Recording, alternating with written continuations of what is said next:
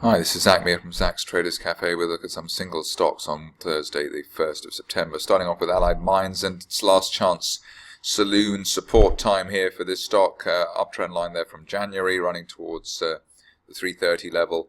Really want to see that held on an end of day or end of week close basis over the next few sessions. So far a bit of interest there, but really it's a bit of a struggle.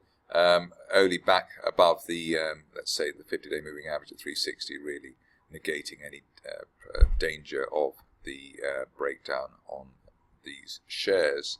Next up, Barratt Developments, and here the struggle to recover from that post-Brexit vote continues. Looks like the bulls are just about winning at the moment. We've got an uptrend line that you can draw from June, running level with the 20-day moving average of £4.60.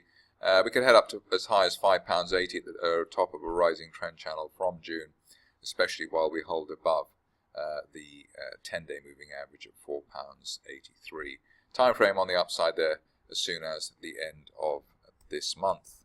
On to Glencore, and here shares still trying to keep up the recovery of which we've seen really since January. Line of support, which is going to be key from May, running towards the 175 zone, so that really needs to be held.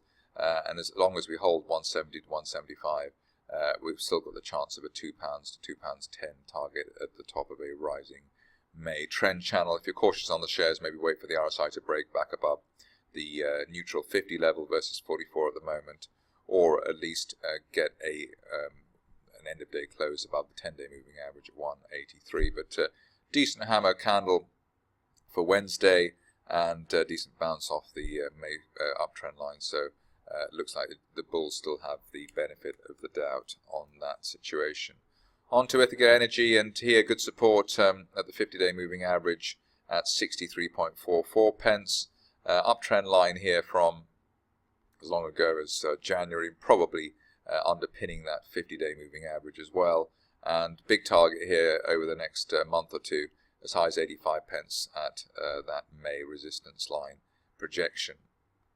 On to Lloyds Bank, where the company seems to be recovering well from the recent shenanigans, or alleged shenanigans, of the CEO.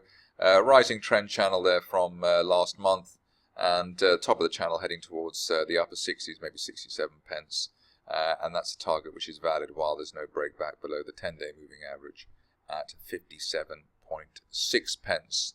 Finishing off with Sports Direct, a company which tends to attract a decent amount of controversy. Situation here is we've had a slow break of the 50-day moving average at 288, which I think is actually quite a positive sign. We already had the unfilled gap to the upside through the 20-day moving average in July, which was a very positive change. So it looks like the worst is over here as far as the recent sell-off in the shares. Target here as high as 375, which would be the top of a rising June trend channel. Good bounce, double bounce over recent weeks off the RSI 50 level. So while we're above the 50-day line, up to £3.75 over the next 4 to 6 weeks. If you're cautious on the shares, which many may well be, wait for a clearance of £3.10 August resistance on an end of day close basis. That's it from me. More updates at the same time tomorrow.